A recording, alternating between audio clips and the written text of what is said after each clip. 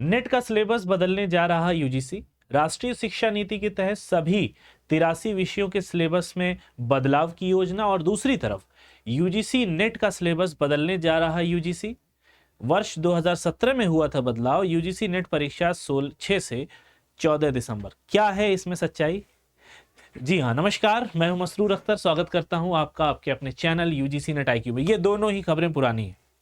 Syllabus बदलने की ये जो दोनों खबरें अभी मैंने आपको पढ़ के सुनाई, ये दोनों ही खबरें, ये दोनों ही जो न्यूज़ है, ये पुरानी है, पुरानी पेपर की कटिंग है। लेकिन जब भी एग्ज़ाम की बात आती है और जब नए साइकिल आते हैं, यानी नया जब एग्ज़ाम होने वाला होता है, लाइक दिसंबर 2024 हुआ, जून 2024 हुआ, जून 2025 हुआ, तो एक बार ये हवा ज़रूर चलती है कि यूजीसी का सिलेबस बदल गया है या बदलने वाला है या बदल सकता है।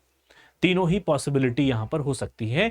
तो आज हम जानेंगे कि क्या सिलेबस बदलता है या नहीं बदलता है। इस वीडियो में यही हम चर्चा करने वाले हैं। तो सबसे पहले बिना किसी नर्वसनेस के, बिना किसी डर के, आप ये मत सोचिएगा कि सिलेबस बदल गया, मेरी तैयारी बेकार हो गई। ठीक है, ऐसा हरगिज नहीं होता है। होता क्या है? होता है पैटर्न शिफ्ट। ट्रैक चेंज हो जाता है। रेलगाड़ी आपकी एक ट्रैक से दूसरे ट्रैक पे आ जाती है, सिलेबस चेंज नहीं होता। ठीक है, पैटर्न चेंज होता है, पैटर्न शिफ्ट होता है। और ये pattern shift with in your syllabus, जो भी पैटर्न शिफ्ट होता है वो आपके सिलेबस के अंदर वाले टॉपिक्स में ही होता है। इसका ये मतलब हो गया कि आपने जो तैयारी की है वो बिल्कुल सही तैयारी की है। आपको अपने पैटर्न को, अपने तरीके को चेंज करना होगा। राइट, इसी पे आज हम पूरा डिस्कशन करने वाले हैं। छोटी सी वीडियो रहेगी, बहुत ज्यादा टाइम मैं आपका नहीं लूंगा। यहां पे यूजीसी नेट का सिलेबस एक बड़ा ही वास्ट सिलेबस है। आप चाहे सारे 84-85 पेपर 2 उठा लीजिए या फिर पेपर 1 एक्सक्लूसिव उठा के देख लीजिए, तो सिलेबस बहुत वास्ट है। ठीक है, इसमें आने वाले दिनों में जितने भी चेंजेस हो सकते हैं वो सब इसमें समाहित हुए हैं। यानी आपको इसमें से कुछ भी बदलने की जरूरत नहीं है। जरूरत पड़ेगी तो सिर्फ पैटर्न को चेंज करने की।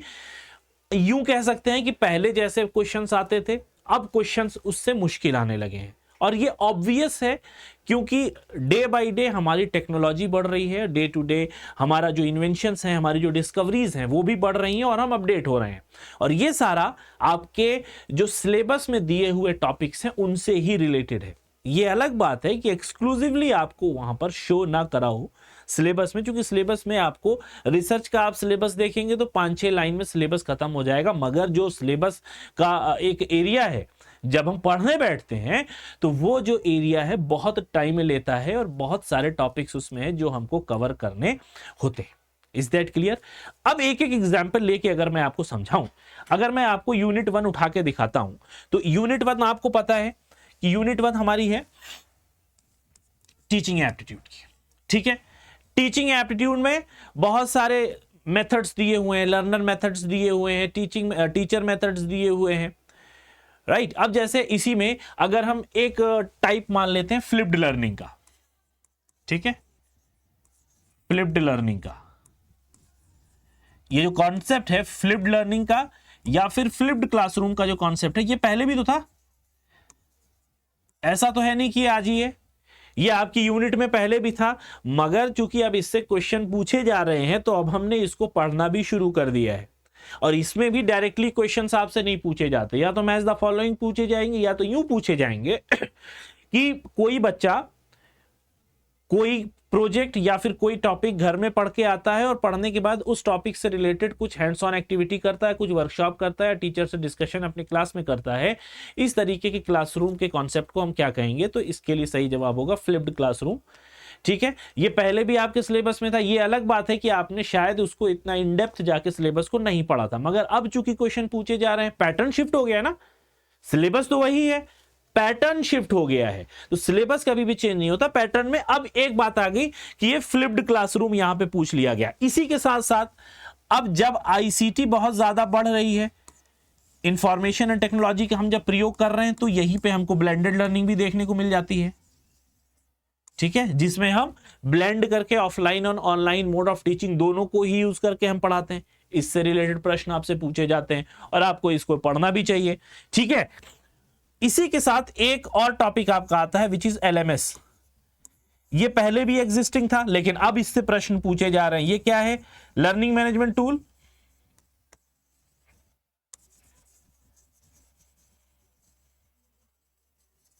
मैनेजमेंट सिस्टम, और इसी सिस्टम से रिलेटेड टूल्स भी कुछ होते हैं जो कि आपके प्रश्न में पूछे जाते हैं। ठीक है, तो ये क्या हुआ? पैटर्न शिफ्ट हो गया ना। दूसरा चीज, एक और टॉपिक अगर हम ले लेते हैं कोऑपरेटिव एक्टिविटी का, जिगसॉ एक्टिविटी है, जिगसॉ मेथड है, फिशबोल मेथड है।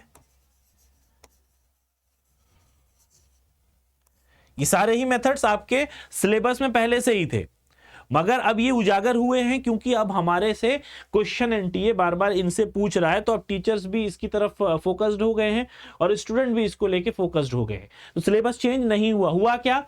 Pattern change. जो आउटडेटेड कॉन्सेप्ट है, जो आउटडेटेड टॉपिक्स है, उनको हम निकाल के बाहर कर देते हैं और जो अपडेटेड टॉपिक्स है उनको हम अंदर रख लेते हैं। समझ में आ रही बात? टीचिंग मेथड पहले भी हम पढ़ते थे, टीचिंग मेथड अब भी पढ़ते हैं। ठीक है, flipped learning, classroom, blended learning, ये भी क्या है? टीचिंग मेथड्स है। पहले भी हम पढ़ते थे, अब भी पढ़ते हैं, मगर अब पढ़ने का जो टीचिंग मेथड का तरीका है वो दूसरा हो गया है। ठीक है, इवैल्यूएशन हम पढ़ते हैं, इवोल्यूशन पढ़ते हैं। ठीक है, मूल्यांकन, मूल्यांकन में भी समेटिव फॉर्मेटिव पढ़ते थे। अब सीसीई आ गया, continuous and comprehensive evaluation, right? ये भी तो इवैल्यूएशन का पार्ट है, तो अब इसको भी अंदर रख लिया गया। जब से एनईपी आया है तो इस पर भी ज्यादा जोर दिया गया, ज्यादा फोकस किया गया। अब जैसे रिसर्च एप्टीट्यूड उठाते हैं,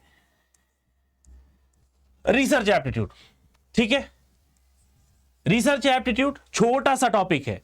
ठीक है, आखिरी में रिसर्च एथिक्स का पार्ट दिया हुआ। रिसर्च एथिक्स में ही आपका एक कॉन्सेप्ट आता है प्लेजरिज्म, साहित्यिक चोरी जिसको हम कहते हैं। ये पहले भी तो था, मगर अब इससे प्रश्न पूछे जा रहे हैं। Level of similarity, level of similarity, ये आपको पढ़ना है। Level of similarity, level of similarity पूछे जाते हैं। 0, 1, 2, 3 जो 4 लेवल्स हैं, इनके बारे में पूछा जा रहा है। तो रिसर्च एथिक्स में ये कॉन्सेप्ट भी पहले से अवेलेबल था, मगर अब क्वेश्चन पूछा जा रहा है। पैटर्न जैसे जैसे एनटीए पैटर्न चेंज कर रहा है, वैसे वैसे हम भी अपने आप को मॉडिफाई कर रहे हैं। Is that clear? ये बात समझ में आ गई? अब अगर हम आरसी की तरफ आए तो आरसी आपके लिए इंपॉर्टेंट हो जाता है। इसलिए क्यों? क्योंकि अब पेपर 1 में भी पूछा जाता है, पेपर 2 में भी पूछा जाता है। तो पेपर 1 और पेपर 2 में मिला के आपको कुल 10 क्वेश्चन यहां पर मिल रहे हैं। ठीक है, कई पेपर 2 में आरसी भी पूछा जा रहा है, अनसीन पैसेज भी आता है पेपर 2 में भी। तो आपको तैयारी करनी है 10 क्वेश्चंस की, और ऐसे नहीं कि अरे ठीक है कर लेंगे। ये बड़े ही, इसका जो लेवल है वो आप समझ लीजिए कि हार्ड है। ठीक है, ये बेसिक या न्यू कमर के लिए नहीं, आपको बिगिनर्स नहीं होंगे तो आपको थोड़ा सा इसमें मेहनत करनी पड़ेगी। ऑल्दो ये आसान आप कह सकते हैं क्योंकि इसका जवाब इसी में दिया रहता है, सामने आप पढ़े और उसका आपने जवाब दे दिया, मगर ये आपके लिए गेम चेंजर का रोल भी अदा कर सकता है। डीआई देखिए, डीआई सबसे आसान यूनिट है पेपर 1 की। अब इसमें मिसिंग डीआई भी पूछी जाती है। इसका जो लेवल है वो क्या है? इसका भी लेवल हार्ड आने लगा है।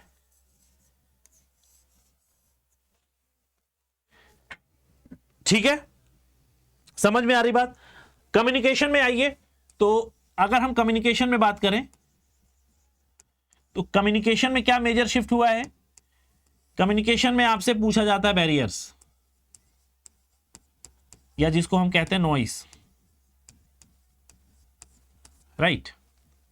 मॉडल्स, मॉडल्स पहले नहीं पूछे जाते थे। अब कॉन्सेप्ट की क्लैरिटी होना बहुत जरूरी है कम्युनिकेशन में। कॉन्सेप्ट की, बाकी यूनिट्स में भी कॉन्सेप्ट की क्लैरिटी होना जरूरी है, क्योंकि अब कॉन्सेप्चुअल प्रश्न पूछे जा रहे हैं।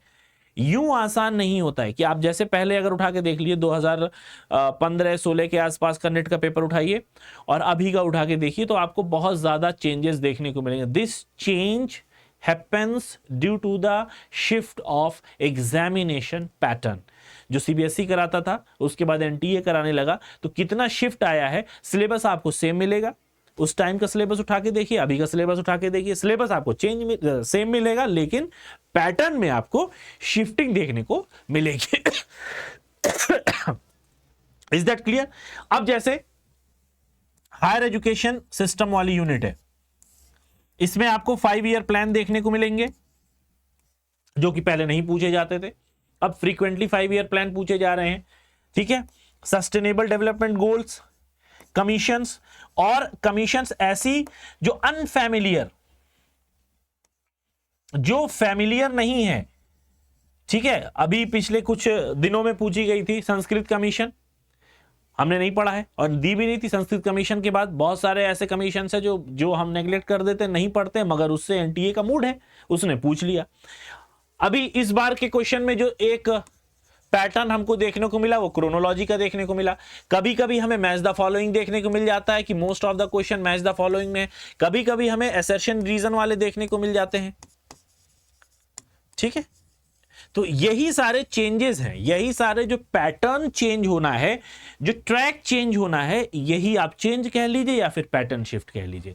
और यही एक बड़ा चेंज होता है जो हम कंसीडर करते हैं यूजीसी नेट के एग्जामिनेशन में हर बार, ठीक है। सिलेबस चेंज नहीं होता, आप सिलेबस उठा के देख लीजिए, सिलेबस एज इट इज वही रहेगा, सिलेबस के अंदर की चीजें होंगी। इससे क्या मतलब निकला, इन नटशेल अगर हम कहें कि अब आपको सिलेबस में बताए गए टॉपिक्स को बहुत कॉन्सेप्चुअल क्लैरिटी के साथ, बहुत ज्यादा इन डेप्थ स्टडी के साथ, बहुत ज्यादा डेल्व करना होगा, बहुत ज्यादा अंदर जाके आपको हर टॉपिक को अब पढ़ने की आवश्यकता है, अगर आपको जेआरएफ टारगेट आपने बना रखा है। अदरवाइज तो कोई दिक्कत नहीं, अगर आप सिर्फ एपीयर होना चाहते हैं तो आप जाके एपीयर हो सकते हैं एग्जाम में, मगर अगर आपका टारगेट है कि आप जेआरएफ या नेट क्वालिफाई करें तो आपको you have to be very much conceptual, और आपकी जो कॉन्सेप्ट क्लैरिटी है वो बहुत अच्छी होनी चाहिए। अब ये कॉन्सेप्ट की क्लैरिटी कहां से होगी, कैसे पढ़ाई करें, नए पैटर्न के साथ कैसे कदम से कदम मिला के चलें, नए पैटर्न के साथ कौन कौन से प्रश्नों को हम कर सकते हैं, कौन कौन से टॉपिक को हमें कवर करना चाहिए। तो उसके लिए मेरी क्लास है जो कि YouTube पे सुबह 11 बजे आपको मिल जाती है, और उसके बाद एक कॉम्प्रिहेंसिव क्लास आपको मेरी पेड क्लास मिलती है अड्डा 24/7 पे, जो कि आपको और सिर्फ आपके लिए ही ये डिजाइन की गई है। ये अड्डा 24/7 की क्लास है। आपको करना क्या है, सिंपली आप ऑल कोर्सेज पे जाएंगे और अड्डा 24/7 के स्टोर पे आपको जाना है, यूजीसी में जाएंगे और पेपर 1 की जो एक्सक्लूसिव क्लास है, पेपर 1 में बार बार क्यों कहता हूं, क्योंकि पेपर 1 ही वो एरिया है जिससे आप जेआरएफ और नेट तक की यात्रा को तय करोगे। तो पेपर 1 के लिए सिर्फ, ये तो बहुत सारे यहां पर आपको देख रहे हैं, लेकिन सिर्फ पेपर 1 अगर आपको देखना है तो यहां पे आपको जाना पड़ेगा कि सिर्फ पेपर 1 सिर्फ मैं लेता हूं और सिर्फ मेरा ये कोर्स है। यहां पे 6 महीने की वैलिडिटी मिलेगी, रंग 77 कूपन लगा हुआ, लेकिन अगर आप इसको हटा दीजिए तो ये 15,199 में आपको मिलेगा। लेकिन यहां पर मोर ऑफर मैं आपको दूंगा क्योंकि भाई आपके लिए ही ये कूपन है, तो यहां पर आप कूपन कोड डालेंगे जो कि मेरा अपना कूपन कोड है और मैक्सिमम डिस्काउंट आपको यहीं से मिलने वाला है, MASIR, मसरूर अख्तर सर, और इसको हम कर देंगे अप्लाई और 3191 में ये पूरा कोर्स आपको मिल जाएगा। तो किस तरीके से, कौन सी स्ट्रेटेजी आपको अपनानी है कि आप इस एग्जाम को क्रैक कर लो, वो सब हम उसमें डिस्कस करते हैं। और मेरा जो एक फोकस्ड टारगेट रहता है या फिर एक फोकस्ड स्ट्रेटेजी है कि आपको पेपर 1 किस तरीके से अच्छे तरीके से और जो लेटेस्ट ट्रेंड है उनके हिसाब से आपको पढ़ाया जाए। तो ये थी कुल कहानी यूजीसी नेट के सिलेबस चेंज की, यूजीसी नेट के पैटर्न चेंज की। मिलते हैं नेक्स्ट वीडियो में। आई होप आपको वीडियो अच्छी लगी होगी। जाते जाते एक लाइक तो जरूर करते हुए जाइएगा और हमारे चैनल यूजीसी नेट IQ को सब्सक्राइब कर लीजिएगा। मिलते हैं नेक्स्ट वीडियो में। Have a nice day, best of luck for your preparation, take care, bye bye.